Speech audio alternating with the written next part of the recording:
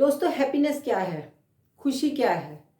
खुशी अपने मन के ऊपर डिपेंड करती है, हम क्या सोचते हैं, हम क्या करना चाहते हैं, ये सब चीज़ें मतलब खुशी किसी को किसी भी चीज़ में मिल सकती है। किसी के पास बहुत कुछ होता है, सब कुछ घर, गाड़ी, बंगला, पैसे सब कुछ होता है, फिर भी वो इंसान खुश नहीं रहता है, वो किसी न किसी बात को लेके दुखी रहता है।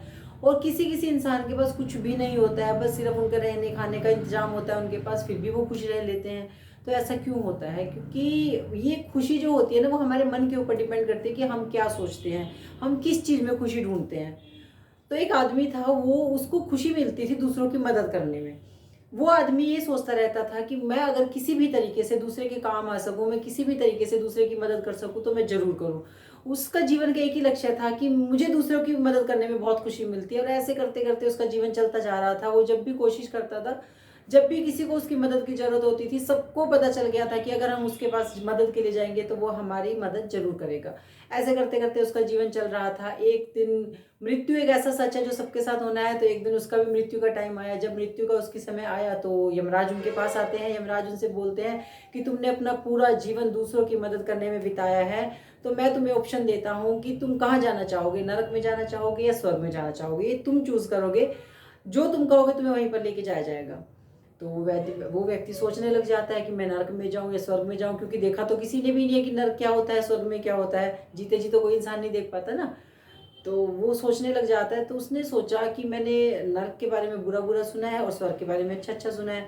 तो स्वर्ग में तो मैं जा ही सकता हूँ बाद में, क्योंकि मेरे पास तो ऑप्शन है, यमराज मुझे वहीं लेकर जाएँगे जहाँ मैं कहूँगा। तो क्यों ना पहले स्वर्ग भी नर्क भी देख लूँ कि नर्क में क्या होता है। उसने यमराज को बोला कि मैं पहले नर्क में जाना चाहूँगा, कि मैं देखना चाहता हूँ कि नर्क में क्या-क्या होता है। तो यमराज उस व्यक्ति को लेकर नर्क में जाते हैं। नर्क में जाके वो देखता है कि बड़ा सुंदर, नर्क का तो एक बड़ा-सा हॉल है, वहाँ पर बड़ी-सी डाइनिंग टेबल लगी हुई है, वहाँ पे चेयर लगी हुई है और बहुत सुंदर-सुंदर, मतलब बहुत स्वादिष्ट खाना लगा हुआ है वहाँ पे, बहुत अच्छा खुशबू आ रही है खाने की। वो सोचते हैं नर्क ऐसा होता है? नर्क तो बहुत अच्छा है, यहाँ पर तो सब कुछ है, यहाँ पर देखो कितनी सुंदर डाइनिंग टेबल है, कितना अच्छा-अच्छा खाना लगा हुआ है यहाँ पर। तो बड़ा खुश हो जाता है वो देखकर। तो क्योंकि उसे पता है कहीं न कहीं स्वर्ग तो मुझे जाना ही है, एक बार मैं वहाँ भी सैर तो मैं ज़रूर करके आऊँगा। देखता है, लेकिन फिर वो बाद में क्या देखता है कि वहाँ पर बहुत सारे लोग हैं और वो लोग बहुत ही भूख से व्याकुल दिख रहे हैं, मतलब उनके फेस से ऐसा लग रहा है कि जैसे उन्होंने कुछ भी नहीं खाया है। वो बड़ा हैरान हो जाता है कि यहाँ पर तो इतना अच्छा-अच्छा खाना रखा हुआ है, इसके बाद भी ये लोग भूखे क्यों दिख रहे हैं? मुझे बड़ी हैरानी होती है। तो यमराज से पूछते हैं कि यमराज, वो कि भई इन लोगों को खाना क्यों नहीं मिला है? इन लोगों ने खाना क्यों नहीं खाया? इनके चेहरे से ऐसा लग रहा है देखकर कि इन्होंने खाना नहीं खाया, भूखे हैं, ऐसा क्यों? तो यमराज ने उनको बोला कि आप ध्यान से देखो इनके हाथों को। तो जैसे ही वो व्यक्ति उनके हाथों को देखता है, तो वो क्या देखता है कि जितने भी लोग वहाँ थे, नर्क में थे, उन सबकी कोहनी नहीं मुड़ रही थी। जैसे हमारी कोहनी मुड़ती है ना, तो हम खाना खाते तो हमें कोहनी को मोड़ना पड़ता है, हाथ को मुँह तक लाने के लिए।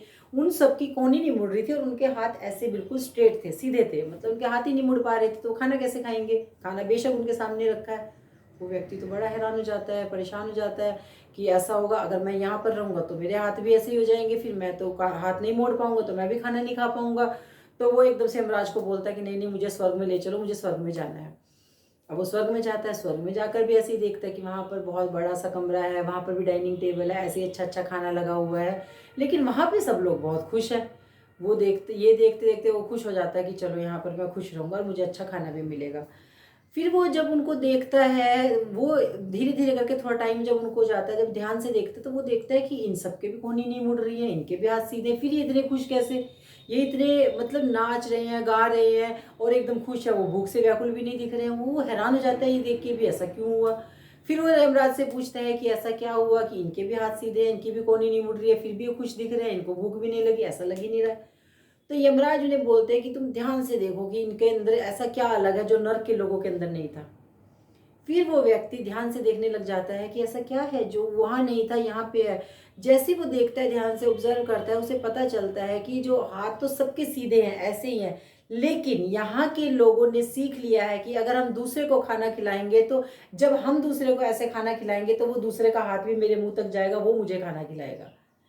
तो उन लोगों ने सीख लिया था कि हम कैसे एक दूसरे की मदद करके अपनी मदद कर सकते हैं। जब हम दूसरे की मदद करेंगे तो दूसरे का हाथ भी मेरे मुँह तक जाएगा और वो मुझे खाना खिलाएगा।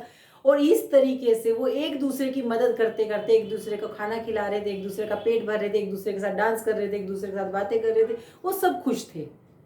तो इस कहानी से हमें ये पता चलता है कि अगर हमें खुश रहना है, देखिए खुश रहने के भी बहुत सारे कारण हो सकते हैं, दुखी रहने के बहुत सारे कारण हो सकते हैं। जिसको खुश रहना है वो छोटी छोटी चीज़ों में खुशियाँ ढूंढ लेता है, जिसको दुखी रहना है उसके पास सब कुछ होते हुए भी जो चीज़ नहीं है उसी के लिए रोते रहेंगे, है ना।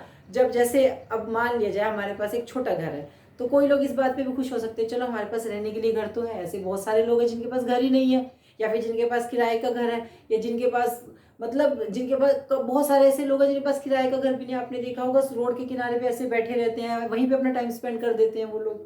ठीक है, जिसको खुश रहना है वो उसमें भी खुश रहेगा कि थैंक यू भगवान, मेरे पास घर तो है रहने के लिए।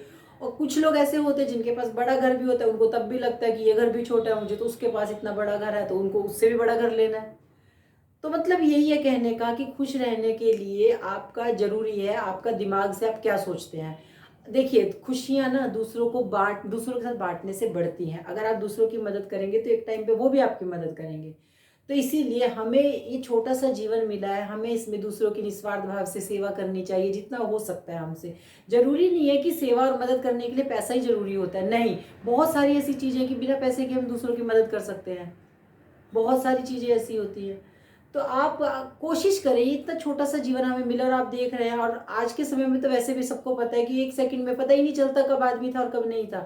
कल हम सुनने में आता है कि वो इंसान था और आज पता चलता है कि वो था ही नहीं, उसको कुछ हो गया है। तो ये छोटी सी जो हमें जिंदगी मिली है, उस जिंदगी में हमें खुश रहना चाहिए एकदम। दूसरों की मदद करनी चाहिए, दूसरों के साथ ना प्यार भावना सद्भावना के साथ हमें रहना चाहिए। दुनिया में हमें मतलब ना हमें अच्छा सोचना चाहिए, अच्छा सोचेंगे तो अच्छा ही होगा। बस ये था मेरा आज का वीडियो। अगर इस वीडियो को देखकर आपको थोड़ा सा भी मोटिवेशन मिला है, आपको लगा है कि हाँ ये कहानी से हमें कुछ सीख मिलती है, हमें खुश रहना चाहिए, तो प्लीज़ वीडियो को लाइक करें, शेयर करें, चैनल को सब्सक्राइब करें, बेल आइकन जरूर दबाइए, जिससे कि मेरे आने वाली वीडियो का नोटिफिकेशन आपको मिल जाए। Thank you so much.